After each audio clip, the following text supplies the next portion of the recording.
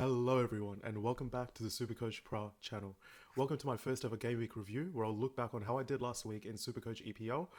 I'm going to do a weekly video like this where I review the past week of how I went and look ahead to the next week coming up and just what trades and transfer strategies I might want to implement. With that being said, let's have a look at how I went last week. Okay, so as you can see here, I didn't quite have the best game week. I scored 91 points for the round, which did rank me at around 20,000 in the competition. Not the best start at all by any means, but there's a long way to go and the season only starts now. So here's hoping we can only improve from here. I'll quickly read out my team for any audio listeners out there. I've got Vicario in goal, Frimpong, De Kuyper and Dorgu in defense, Captain Palmer in midfield with Bruno Fernandes, Adingra and Dewsbury Hall.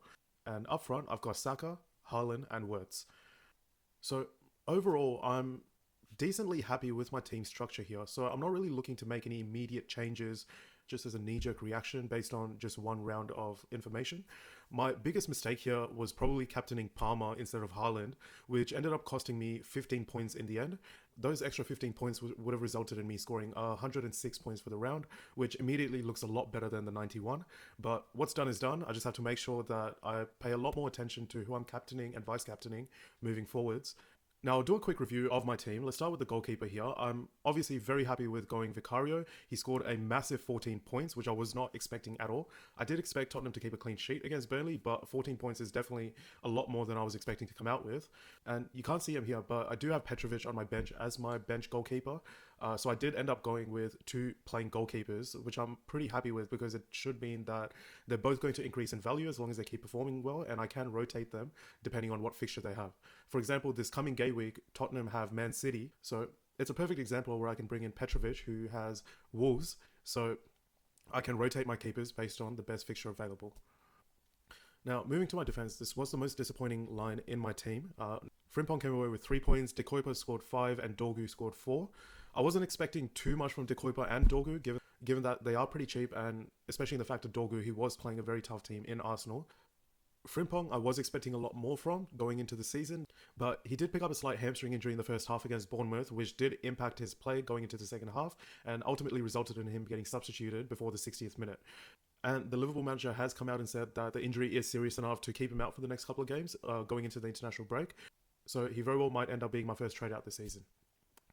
Okay, so going into my midfield now, as I've mentioned before, I did captain Palmer's 7 points, so he got me 14 points in the end.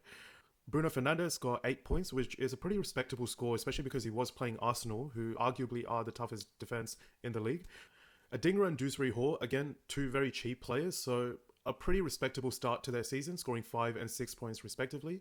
This was their first game as well, playing for their new club, so you can only expect them to get more and more comfortable playing with their new teammates in a new system and hopefully improving their scoring output, especially for the wonderful price that you can get them at. Now, moving to the forward line, it was a very mixed bag up front here. Saka got a respectable 7 points, not the best of games by him, but to be fair, Arsenal did get outplayed by United in that first game, so the fact that Saka even scored 7 points in a game where his team was comfortably outplayed, in my opinion, it's a pretty decent result to come away with. But having said that, he is pretty expensive, and if it continues to look like Arsenal is struggling a little bit to get used to these new players into their team, and Saka is also struggling a little bit as a result of these new attacking options, he might be a perfect candidate for a trade down to a cheaper player, and as a result, improve somewhere else in my team. Haaland, I'm obviously very happy with. He single-handedly probably saved my game week. Again, I just wish I'd captained him, but that was just a mistake on my part. He looked really good in the first game. Man City in general looked really good. Every play that they were running was resulting in him getting the ball at the end of it. He looked like the leading talisman that he was from a couple of years ago when he was just banging them in for fun. So I'm glad that I started the season with him. I do expect Man City to also contend for the title pretty heavily this season as well. So as long as he stays fit, and I think he's going to be a great captaincy option basically every single week. Now, alternatively from Haaland, we do have Wirtz here, who didn't quite have the best first game for Liverpool.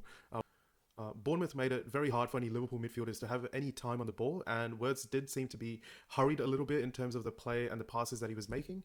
Having said that, he still got in some great positions, and on another day, he could have easily picked up an attacking return. So I'm definitely not overly worried with him. I do plan on giving him the next couple of games to see how he does just with a few more minutes under his belt. But again, he's at a price point where I could bring him down to a cheaper option if I do want to improve somewhere else in my team. So in summary, I'm pretty happy with my team structure, as I said earlier. There's definitely a couple of options that I possibly could improve on, and Frimpong obviously has become injured now, so I do need to see if I should be looking into trading him this week or maybe giving him just 1 week and getting a bit more information going into next week where prices will start changing and I can maybe trade him to someone who's got a low break even to try and maximize how much value I'm getting out of my trade. So yeah, that was my team and how they performed last week. Let me know down in the comments how your team performed in the first week and if you beat my pretty average score here and what trades, if any, you're thinking of making going into next week. Okay, so now that we've had a review of how last week went, let's focus our attention to the upcoming round. So what I've got here is Rob T FPL's graphic on the projected goals and clean sheets based on the betting market odds for this upcoming round. Now, obviously you don't have to and you shouldn't also stick to these stats exactly. You should be making your own decision based on these, but betting market odds are generally a good idea to get a rough understanding of how any given game is expected to go based on thousands of similar situations in the past. So based on this graphic here, you can see that the team expected to keep the most clean sheets going into this round is Arsenal at 46%. Now, anything above 40% generally is an incredibly high chance of a clean sheet. So 46% chance of a clean sheet is definitely a super high percentage here. Now, that obviously doesn't guarantee a clean sheet for Arsenal, but it does show that they do have the best chance of a clean sheet out of any team going into this round, which does suck a little bit because as you can see in the graphic, I don't have any Arsenal goalkeepers or defenders. So based on the players that I actually have here, the decisions I really need to consider are, do I want to play Vicario or Petrovic as my goalkeeper? And which of my defenders do I really want to play? Now, out of Vicario and Petrovic, if we have a look at the clean sheet odds for Tottenham, it's down at 10% because they're playing Man City, whereas Bournemouth is up at 32% because they're playing Wolves. Now, obviously these odds are heavily factored by what opposition you're playing, but you do need to keep in mind that anything can happen in football. And if we just use last season as an example, in the same fixture last season in Man City against Tottenham, Man City was heavily favoured to win, but Tottenham actually won 4-0. With my defenders here, I am extremely tempted to play Truffaut as well, but I don't necessarily want to double up on the Bournemouth defense. So since I am playing Petrovic, I am thinking of just benching Truffaut and going with my other defenders. I do have the three showing here of Frimpong, De Kuyper and Dorgu, but remember in Supercoach Epl you can actually play a formation with only 2 defenders at the back. So technically I could only just play De Kuyper and Dorgu if I wanted to and bench Frimpong, Truffaut and Diouf, and therefore just play all my attackers instead. So when I have a look at my entire team, I'll choose what formation might best suit my team for this upcoming round and probably decide from there. If I end up trading out Frimpong for another defender, then obviously I'll choose someone that I can play this week. So that covers one of the spots there.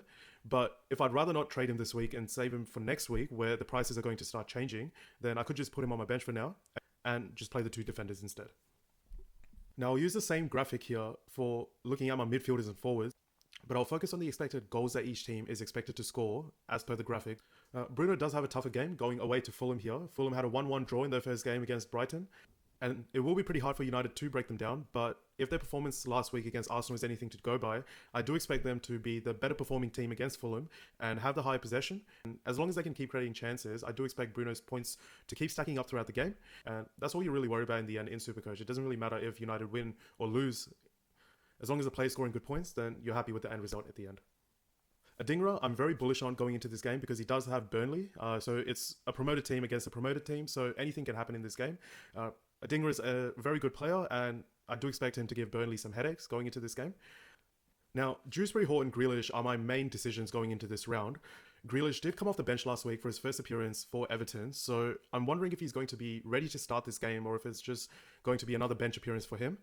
I will probably end up playing Dewsbury Hall because even in a pretty poor performance from Everton last week, he came away with 6 points just because he was on that many set pieces and he had that much of the ball that he just has a lot of avenues to points. So I'm not really looking to bench him for any week moving forwards because I think at his price, he can offer insane value any game really.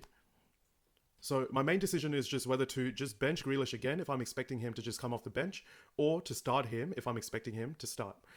That decision will probably depend on how many defenders I end up playing, because if I go with just 2 defenders, then Grealish will have to play. Whereas if I'm happy to play 3 defenders, then Grealish can sit on the bench for 1 more week. Now, I'm pretty happy with my forward line going into this round because I do have arguably the best player from the 2 teams expected to score the most goals going into this round in Man City and Arsenal.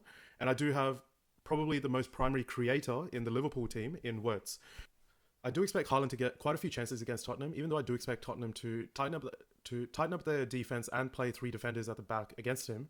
I think he'll get quite a few chances, and as long as he's being as clinical as he was last week, I think he'll put at least one or two away, which does really tempt me to captain him as well going into this round. My other captaincy option would be Saka because he's playing Leeds, which again is a promoted team. So I do expect Arsenal to dominate Leeds comfortably in this game. I think Saka is going to create a lot of chances for Gyökeres, for Odegaard, for whoever else is playing in that Arsenal team. It should be worth mentioning that Arsenal has just signed Eze as well from Crystal Palace in a huge hijack from Spurs. It looked like Eze was set on joining Spurs, but Arsenal came in at the last minute, and being an Arsenal fan growing up, Eze decided to go for Arsenal instead. So they've finally signed someone who's a world-class quality player on the left-hand side to match Saka's output on the right. So even though that's a good result for Arsenal, I do think that it will negatively impact Saka's output in the long run because Eze might take some set pieces off him and he will definitely take some of the chance creation burden off Saka as well. It might mean that Saka might get a few more chances at goal because someone else is creating the chances for the other players in the team now. But it will definitely impact Saka a little bit in the long run. I'm going to wait and see how he does in the next couple of games before I make any decision on him. But it's definitely something to keep an eye on. Now, last but not least, we do have Florian Wirtz here, who I can see that some people have already started transferring out. I do think that you can afford to give him just one more week just to see how he's doing and how he adjusts to his new team, especially given that no prices are going to be changing after this week. And if he still looks like he's not quite up to scratch or maybe just doing too much of the build-up of the play behind where all the attacking is happening, then I'm more than happy to downgrade him next week to a cheaper option and look to upgrade my team elsewhere. I'm definitely interested in Ekitike as well at a cheaper price point than Wirtz, but I'm just conscious of Isak possibly joining before the end of the transfer window. So if we get to the end of September and Isak still hasn't joined Liverpool, then I'm definitely considering doing Wirtz down to Ekitike to save a couple of million and also end up with arguably the better Supercoach asset as a result. Okay, so having had a look at all that, I thought I'd switch over to the website now and actually set up my team going into this round and just have a look at some of the higher scoring players from last round as well and discuss anyone that I haven't already mentioned. Okay, so let's have a look at how the team has been set up from the Supercoach optimizer. So you can see that based on the expected Supercoach scores, this is how the team is currently set up. But as I mentioned before, I am thinking of potentially just playing two defenders this week, given that Frimpong is injured and won't be playing this week. So it does mean that I would either need to replace him with a Truffert or a Diouf, or if I want to play Grealish instead of one of these two, then I can play him instead and play a formation of 2-5-3. So that's the main decision that I need to make. Is it going to be Grealish or is it going to be Truffert that I play? I'm not going to play Diouf against Chelsea and Frimpong is obviously injured, so it's really out of Truffert and Grealish that I'm going to pick. If I think that Grealish won't start this week, then I'll probably end up playing Truffert because I think he'll play a full game at least. But if I do think that Grealish will start, or if there's any indication or leaks that come out that Grealish will be starting this week, then he'll go straight into my starting 11 and Truffert will probably hop onto the bench, even though I am very tempted to play him. Now, if you look at when the games are actually happening, Everton isn't playing until Sunday night, but Bournemouth is playing on Saturday night, midnight, Sunday morning. So effectively, I will need to make this decision before the Bournemouth game because once Truffert has played, he will be locked out and I won't be able to swap him around with Grealish once he's already played. So I do have until the start of the Bournemouth game to make this decision.